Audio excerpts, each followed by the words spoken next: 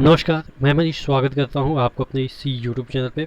दोस्तों, फिर से आपके सामने कुछ चुनिंदा प्रश्नों की सीरीज़ जो कि आपको सीबीटी 2 में देखने को मिलेगा, एनटीपीसी के सीबीटी 2 में वही लेके हाजिर है। पहला क्वेश्चन है, स्पंज आयरन के उत्पादन में विश्व का पहला स्थान कौन रखता है। देखिए, सबसे पहले आपको समझना होगा कि स्पंज आयरन होता क्या है। जैसे एक आपको आयरन का रॉड इस तरह से दिया है, ठीक है।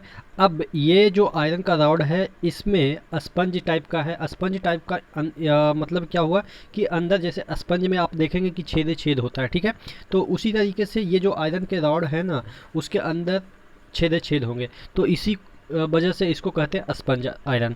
अब होता क्या है कि जब ये सॉलिड ओर निकाले जाते हैं ज़मीन की तरफ अंदर से, तो कुछ ऐसे ओर होते हैं जिसको कि सिर्फ हम हीट कर देते हैं, जिसमें कि डायरेक्टली रिड्यूस हो जाता है। इसको हम दूसरे फॉर्म में डायरेक्ट रिड्यूस्ड आयरन भी कहते हैं।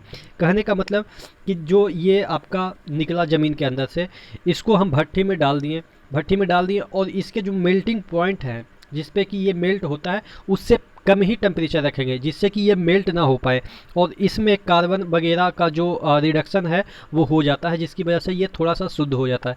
तो ऐसे आयरन को कहते हैं स्पंज आयरन, ठीक है। स्पंज नाम से ही पता चल रहा है। अब ट्रिक कैसे याद रखेंगे कि देखिएगा, स्पंज का मतलब थोड़ा सा हल्का, यानी कि आप जानते हैं कि लोहा तो भारी होता है। अब उसमें थोड़ा थोड़ा सा हल्का हो जाएगा, यानी कि जहाँ जहाँ छेद हो जाएगा तो यानी कि आयरन उससे निकल जाएगा। कहने का मतलब तो यही हुआ। तो यानी कि आप उसमें क्या कर रहे हैं कि जितना आयरन था उतना दे नहीं रहे हैं। और भारतीय जो व्यापारी है ऐसा ही काम करते हैं कि जितना आप तौलते हैं उतना होता नहीं है, यानी कि कम ही तोल देते हैं, ठीक है।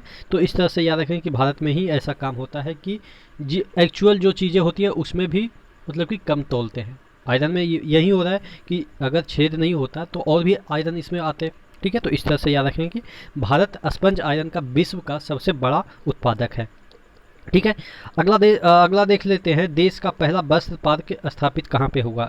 देखिए, जो देश का पहला वस्त्र पार्क है वो बेंगलुरु में स्थापित हुआ।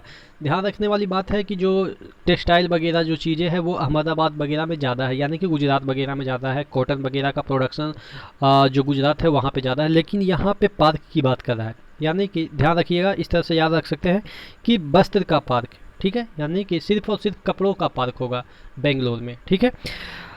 अब इस तरह से याद रखें कि बेंगलोर या बंगला यानी कि कपड़ों से पूरा बंगला बना दिए हैं। इस तरह से देखे होंगे कि जब सेट बनता है, सेट यानी कि जहाँ पे फिल्म शूटिंग वगैरह होता है वहाँ पे कपड़ों से ही पूरा बंगला बन जाता है। जैसे दुर्गा पूजा वगैरह में आपने देखा होगा, ठीक है, कपड़ों से ही बंगला बना देते हैं माँ दुर्गा के लिए, ठीक है। तो इस तरह से याद रखें कि बेंगलोर में ये पार्क बना था, प्रथम वस्त्र पार्क।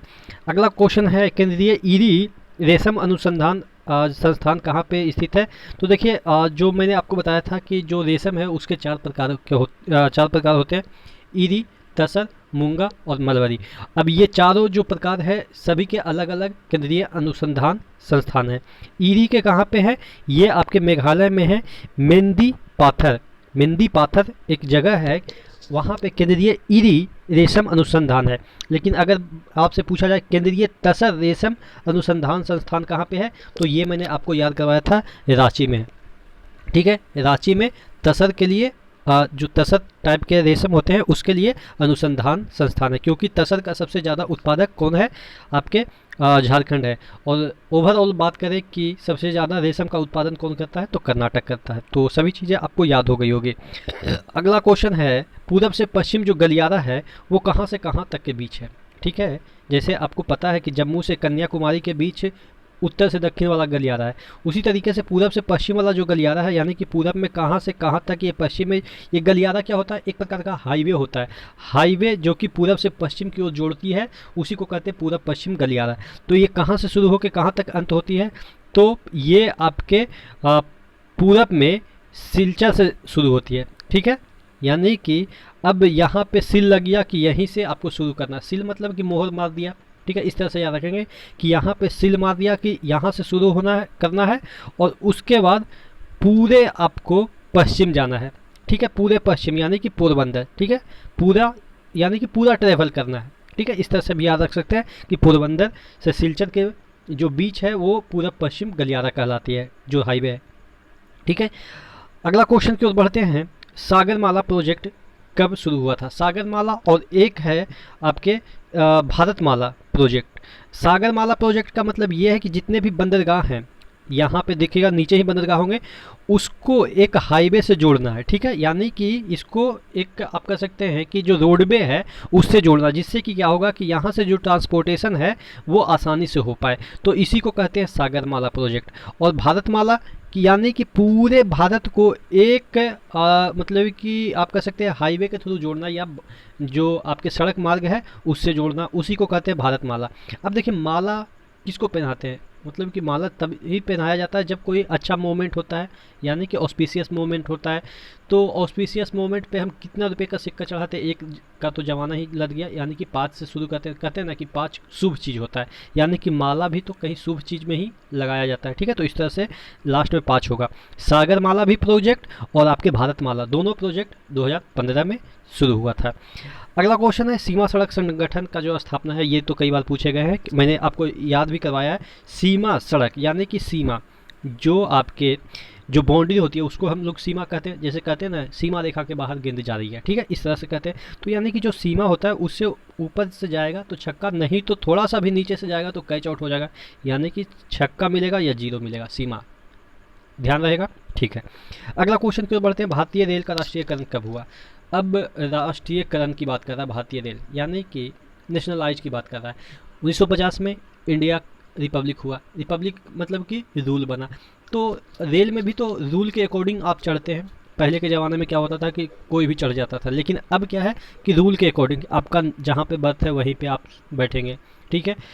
लेडीज़ बर्थ पे, लेडीज़ जो बोगी है वहाँ पे नहीं जाएंगे। तो यानी कि रूल की बात कर रहा है, रेलवे में जैसे ही रूल की बात कर रहा है, और रूल मतलब 1950, ठीक है। तो इस तरह से याद रखेंगे कि रेलवे का राष्ट्रीयकरण 1950 में हुआ था, ठीक है।